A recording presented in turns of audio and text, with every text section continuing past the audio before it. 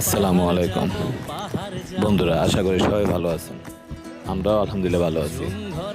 সে ভালো থাকার কারণে একটু নিজেকে আনন্দ দিতে সেই ঢাকা থেকে রাতের বেলা মোটরসাইকেল নিয়ে চিটাং এবং বান্দরবন পাড়ি দিয়ে রোমা বাজার পেরিয়ে আমরা রওনা দিয়েছি বগালে কিউপার্ডের উদ্দেশ্যে।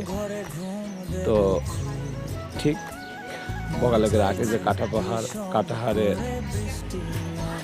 আগ মুহূর্তে প্রায় 10 কিলো পিছনে এত বড় একটা ডাউন, যে ডাউনটার কথা কখনো কেউ বলেনি, কারো কাছে জানতেও পারিনি। জানতে না পারে স্বাভাবিকভাবেই সবাই ছুটছি। হঠাৎ করেই দেখি এরকম একটা ডাউন, যে ডাউনের রাস্তাও সরু, রাস্তাও ভালো না, পিছল। তো একটু নার্ভাস হয়ে পড়েছিলাম সবাই, যে আসলে এই ডাউনটা থেকে নামতে পারবো কিনা।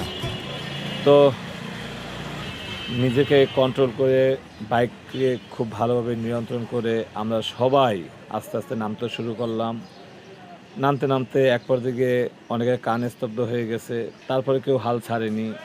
এভাবে করতে আমরা এই যে ডাউনে এসে নামলাম, এমনকি নেমে পরে এখানে বসে সবাই বাইককে একদম রেস্ট নিয়ে ঠান্ডা করে আবার চালানো শুরু করেছিলাম।